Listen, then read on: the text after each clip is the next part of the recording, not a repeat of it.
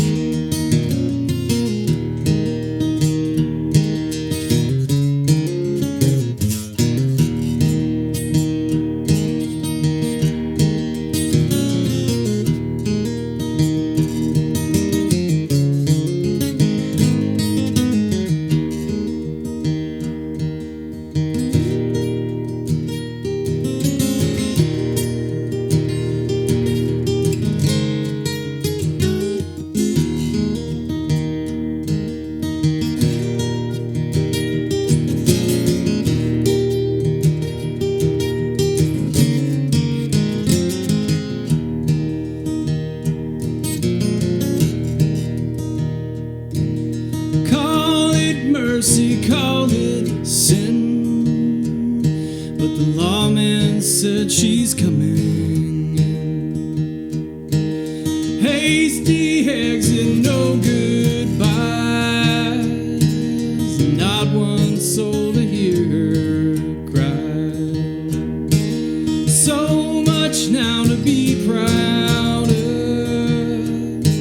Got a baby girl and a husband's love.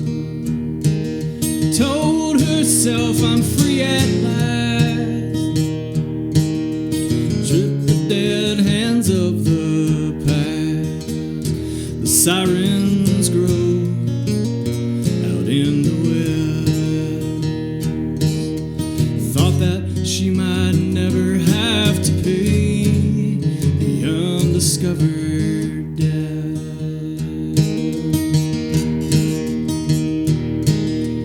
Thought that she was going to remain undiscovered. Undiscovered was my attempt to write a cinematic song. So, to the show don't tell principle in writing, like, so I wanted to drop the listener reader into the scene, like you're watching a movie, basically. Mm-hmm. And I think that the rhythm of it is supposed to be like, it's like you're traveling in a car out west, and there's just stuff flying by the window.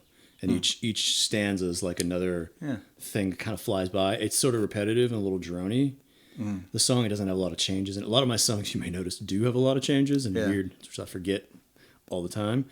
But this was an attempt to kind of drone Americana cinematic, something that might show up in like a Western TV show, these days, like on Westworld. Can you get me on Westworld? Yeah, I think so. Let me make a note. Thanks, Rod. I know you're connected. Let me get on Westworld. Yeah. Okay. Westworld for Taylor. Got it. I also liked the idea of... Now, you want your music on, or you want it because I could get you like a walk-on part. You can get me on for an acting part, a little cameo. Can you act like a robot real quick? Are you saying I'm robotic? No. Their robots are very lifelike. You can barely tell. I like and also there's a female protagonist in the song.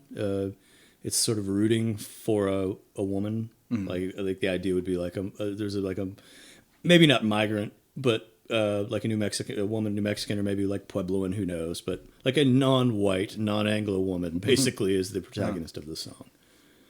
And this is one of your older songs?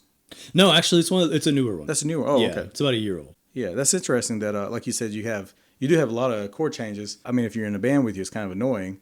But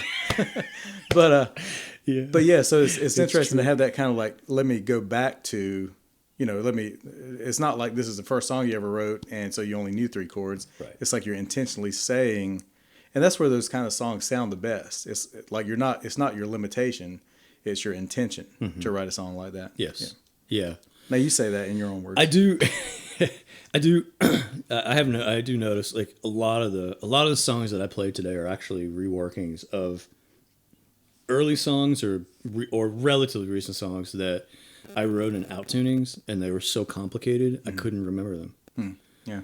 And it gets ridiculous when I have to have I need 7 guitars to keep the right tunings. Then I have to remember what they are. And so I finally just started writing in standard and figuring out how to translate the songs I used to write into standard. Right. So there's probably 4 or 5 that were in weird tunings that I figured out anyway. So yeah, but Undiscovered was definitely an attempt to keep it really simple.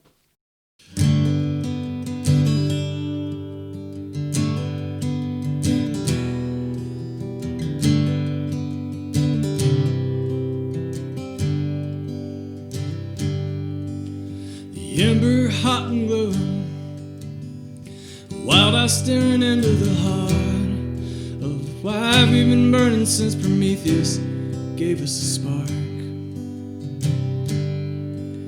We cradled it tight on the journey and wandered off into the unknown. We're restless and bold, without end we would search for home and rise at the same time and go to the last light leaves the day.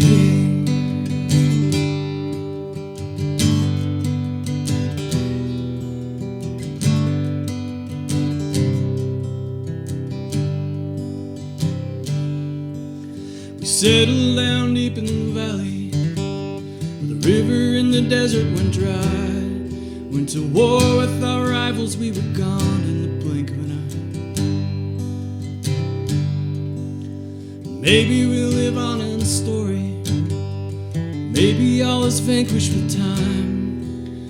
Maybe we'll rise from the flames with a fire in our eyes.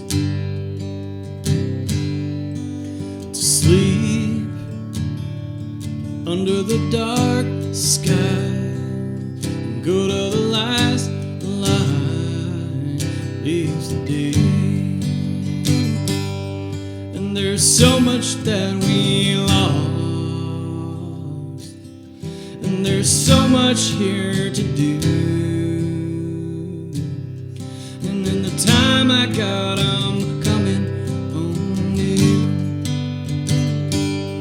And there's so much that we want, and there's so much that means true.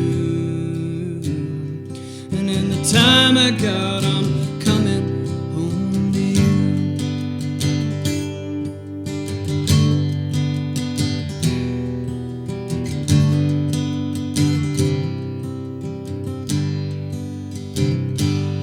Yeah, there's so much that we lost, and there's so much here to do. And in the time I got, I'm coming home to you. In this last slide, I'm coming home to you.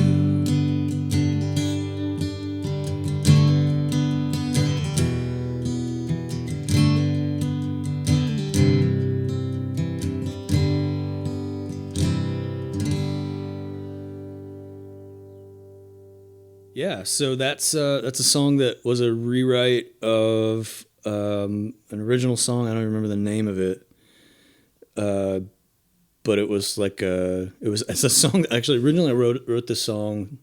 The mood came from the Exxon Deep Horizon spill. I think about 10 years ago. Yeah. And there was like that, unprecedented underwater. Was that only 10 years ago? Yeah, it was 2010. I know it's. I'm thinking of another Exxon. Oh yeah, Achille Lauro. Oh right. Was that the one in Alaska? There's a spill every 5 to 10 yeah, years. Yeah, it's probably a spill right now. Yeah. They're probably spilling coronavirus into the ocean at the moment. So the song's mood came from this sort of maudlin, depressed response to the fact that I participate in the industrial system and can't really avoid it, and so it was a preachy song, and I hate, too preachy, too direct. So over time, I tossed out those lyrics and I rewrote it as a kind of a love song, and I can't even really explain. A lot of times the songs that I write, and I know a lot of songwriters talk about this, tend to be just a meditation on I don't know if a lot of songwriters talk about this. They tend to be a meditation on an image. So I was picturing like the carrying of the fire, like Neanderthal people, and like a tree is struck, and there's an ember, and that the carrying of the ember as a keeper of the flame type thing. Keeper of the flame, carrying the torch kind of idea, and I guess the idea was to then I crossed it with keeping love alive. Basically, it's a love song, and it just came out in kind of one sitting as a rewrite. More from Taylor in just a few moments. Want to remind you to check the show notes for where to find him. Mainly, you can find him at taylormaxson.bandcamp.com, and Maxson is spelled Maxson. I know that me spelling people's names is the best part of the show for a lot of people, and I don't blame you. I am getting really good at it. Don't forget to subscribe to the podcast wherever you get your podcasts. You just search WNC Original Music. Also, you can find the podcast on Pandora. You can find it on most smart speakers, and you can find it just by searching or typing WNCOriginalmusic.com in your favorite web browser. If you don't already, follow the podcast on Facebook. It's just facebook.com/WNC Original Music, and also search for our group, which is Western NC Original Music, and you can see all kinds of music from Western North Carolina. You don't have to wait for the podcast. There are people posting there every day, just really good stuff. I think you will be quite impressed with how much great music comes from that small area of one state. Hi, this is Stephen Evans. You're listening to WNC Original Music.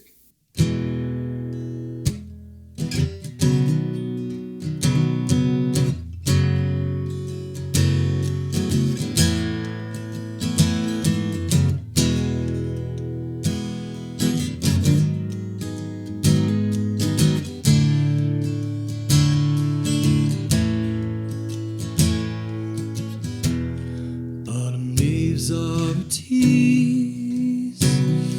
You reach out for nothing but air. And one day when you're unaware, the leaf winds its way to your hands.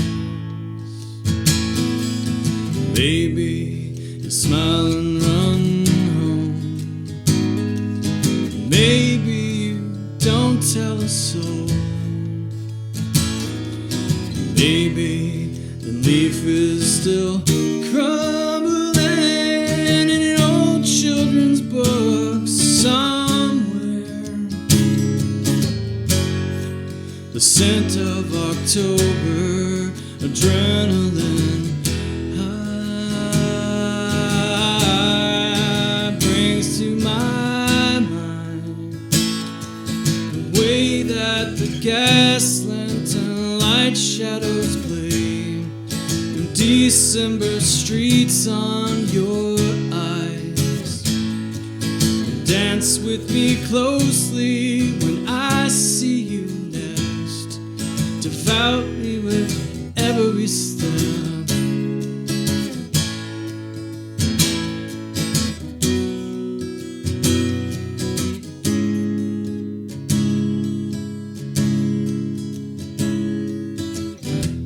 A little blush on your cheek, and a wool scarf would look great. Know that dress is just right, but it's cool and it's breezy outside. So let me hold up your coat, the way that we did as kids. Arms up and reach for the sky. It's so simple what I need in this life. The snows that descend deep in the night make me feel high.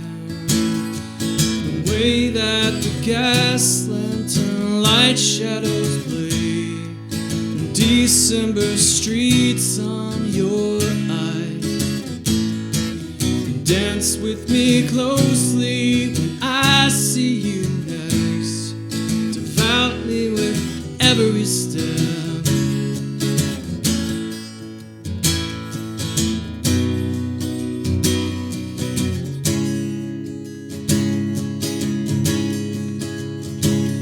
The way that the gas lantern light shadows play, the wood smoking streets on your eyes.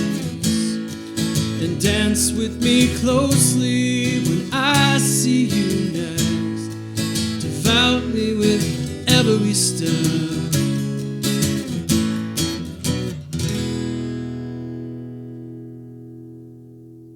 That was one of those almost one-sitting songs, again, originally written in some strange out tuning that I had to translate ultimately into a standard tuning. And that was written around the time I met my wife, who I've now been married to for 15 years. But I wrote that about 17 or 18 years ago, just like within a couple of months of having met her.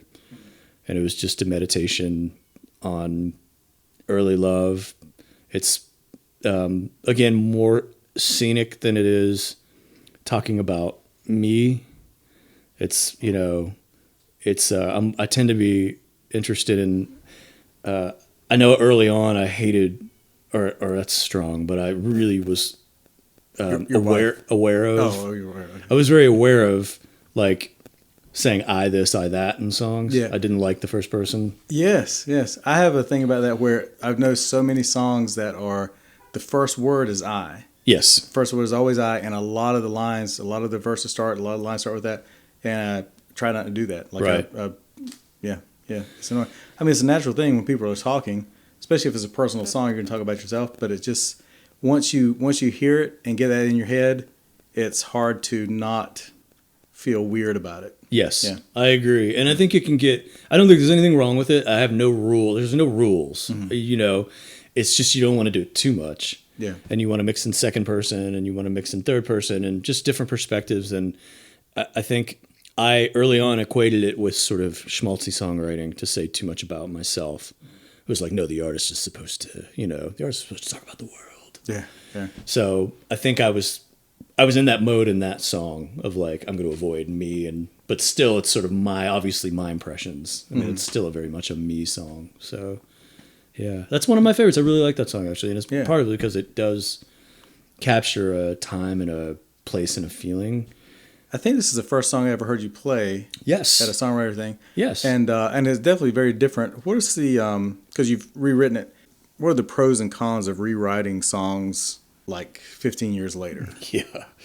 One of the pros is my range has changed. I'm the stately age of 47. And I wrote that when I was like 25. And so roughly, maybe 26.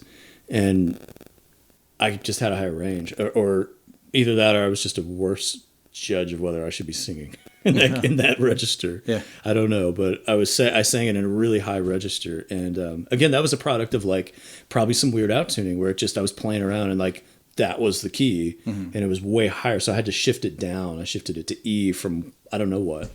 I might have been in G maybe, two or three steps up. So I shifted it down and so that I can...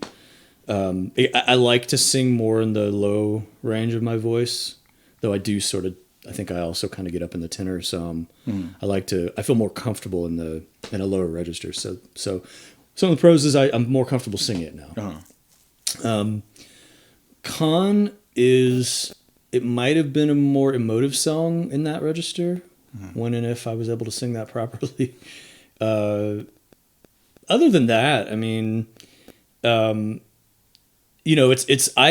guess I enjoy working and reworking things. Like I don't ever really see a song as finished. Yeah, yeah. Which maybe isn't always to my benefit, because I think it's having a complete thing. I guess if you're packaging it and you're streaming it and you're giving it to other people, like the people can then take that and they kind of own it. Yeah. And if you're shifting the work all the time, it's probably pretty odd. Yeah. Not that I have like some giant fan base, but if I did, I would be one of those weird songwriters. There's also a benefit to that for the listener to have two versions of the same song that they love. That's true. And of course, I can't think of anything right now, but I know there are songs by bands that there are two versions that I like totally love each version. One that is not, but a lot of people say this is I Shot the Sheriff. Yeah. Because there's the traditional version, and then there's like a super reggae. I think he wrote it kind of as a reggae song. And a lot of people say that's a good. I don't like either song. What's the Dylan song off Planet Waves? Right at the first.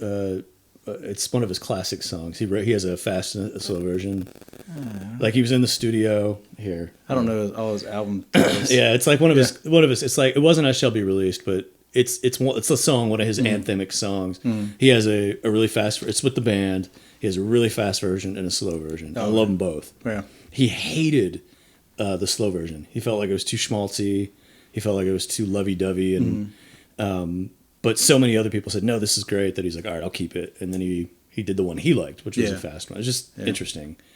I guess Revolution by the Beatles would be maybe Revolution, the most for sure, well-known version type of that, where they just almost simultaneously put out both versions. Yeah. I'm a big fan of Will Oldham, Bonnie Prince Billy, who's like his songs have been sung by Johnny Cash, but a lot of people don't know about him. But he's one of those writers who like you never step in the same river twice. Every single time he does something, it's different. Yeah. You got the recorded version that when he plays it live, he's always doing, and it's really beautiful. It's it tends just to be really improvisational. I don't know that I don't think I'm great at that. Mine tends to come out. I get an idea, I'm going to do something at home, and I just sort of spend time doing it. But I appreciate that. I like the idea that, I mean, a record's complete. You can't change it, but I like the idea of art being in flux. Yeah. Things are never solidified into a final identity.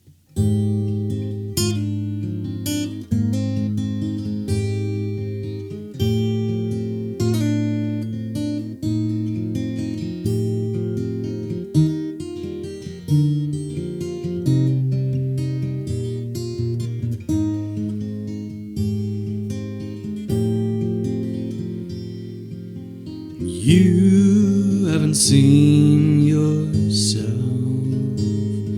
since you let your body melt. In puddles of cold rain you walk down the streets you gave up. Like a kid you dashed for springtime. Through window it passed right on by. Summer held promise but withered and ozone and dust.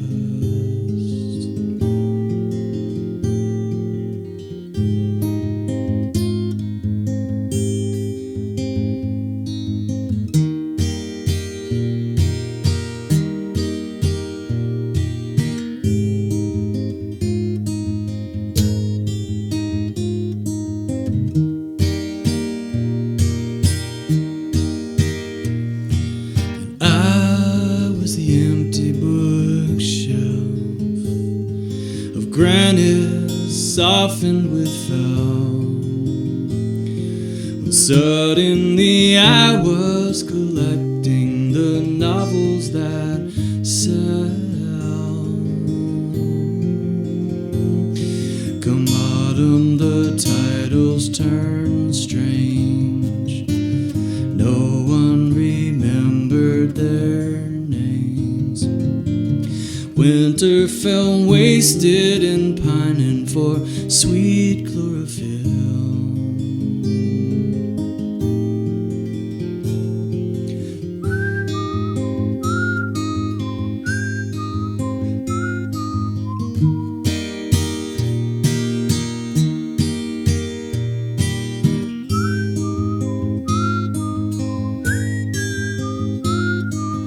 Then you went to the scene with curious eyes that I could believe. I never bought into kings and queens, but I've known the beauty of royalty.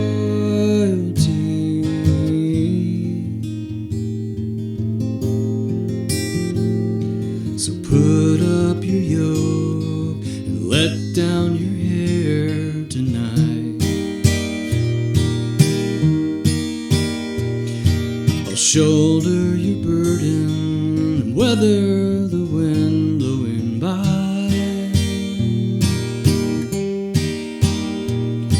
And all is unfolding as it is supposed to be.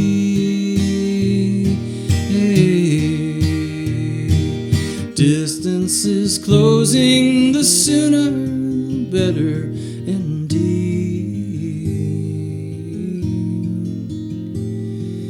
Distance is closing, the sooner the better indeed.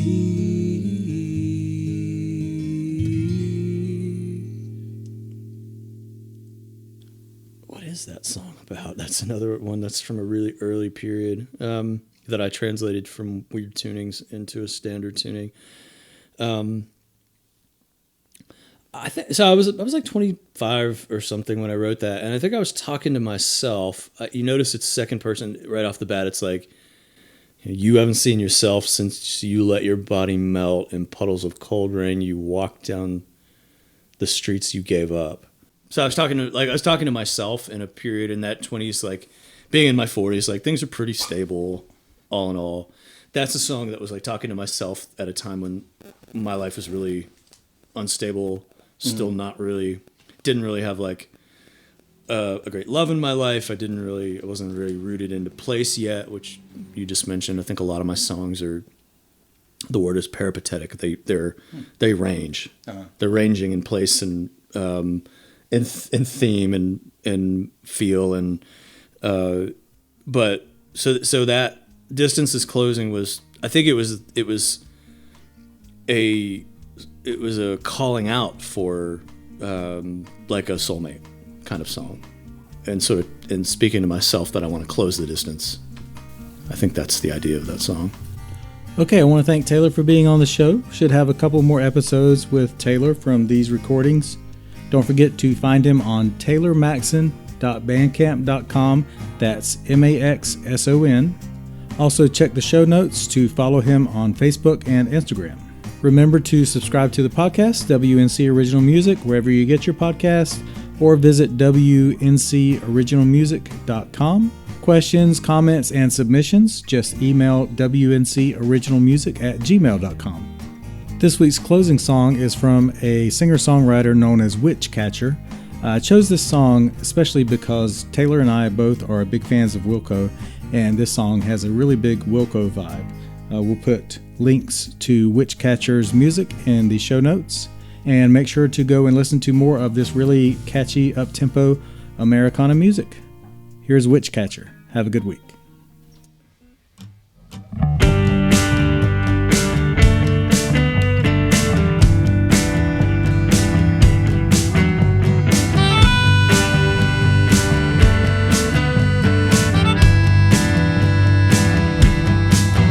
There's a screen emergency. There's a dead end terrace. There's so many futures because time is small.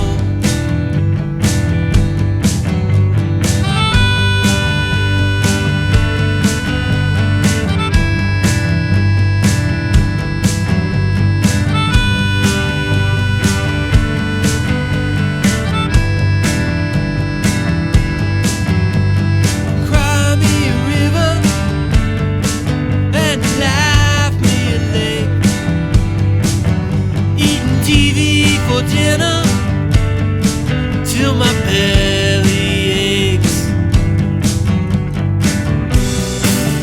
and sleep supposing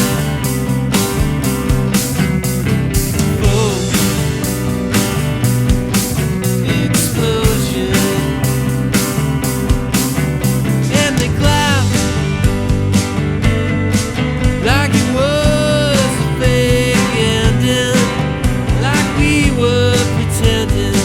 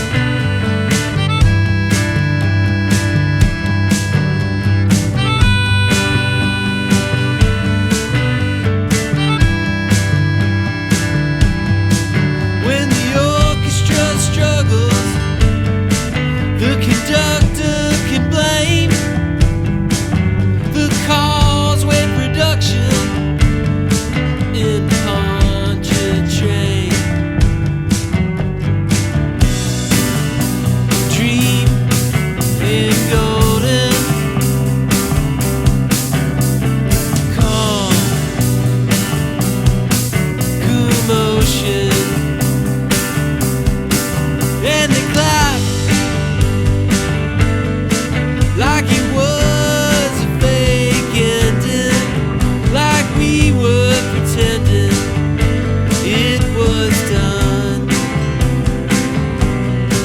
and they clapped like it was a fake ending, like we were pretending it was done.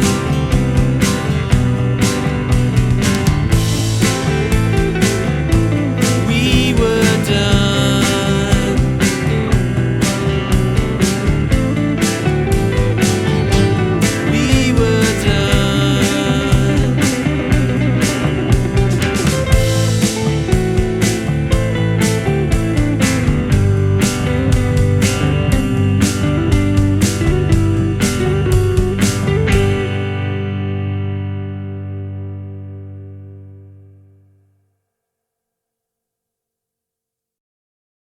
I thought we agreed we'd only make me look good.